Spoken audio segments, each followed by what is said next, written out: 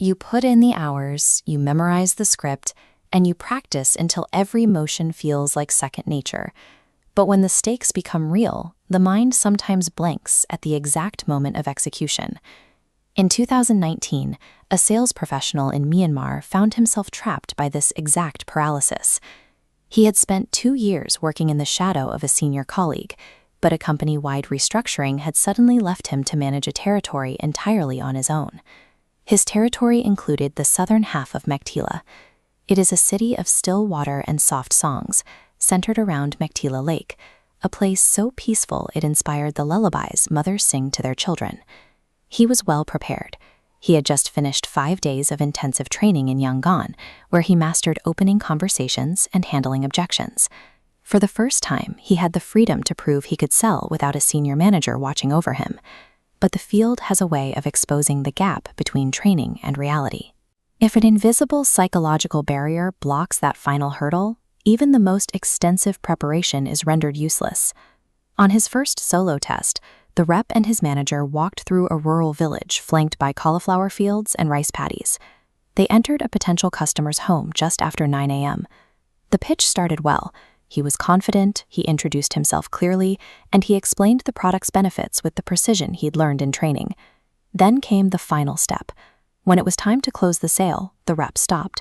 He turned to look at his manager, waiting for someone else to step in and finish the job. The manager stayed silent. He chose to let the transaction fail rather than stepping in to rescue the rep. They eventually walked out of the house with no sale and a heavy silence between them. The manager knew that intervening might save a single transaction, but it would deprive the rep of the struggle necessary to find his own wings. Outside, the rep was visibly shaken, expecting a lecture. Instead, his manager asked a single question. "What did you learn?" The rep admitted that he wanted to close, but the words wouldn't come out. He was consumed by fear, specifically the fear of failing and looking weak in front of his supervisor. This is hypothetical future paralysis. The rep's mind branched off into a future that didn't exist, reacting to a failure that hadn't happened. Obsessing over an imagined negative outcome swallows the present, consuming the cognitive bandwidth needed to act in the moment. This fear of failure is a self-fulfilling prophecy.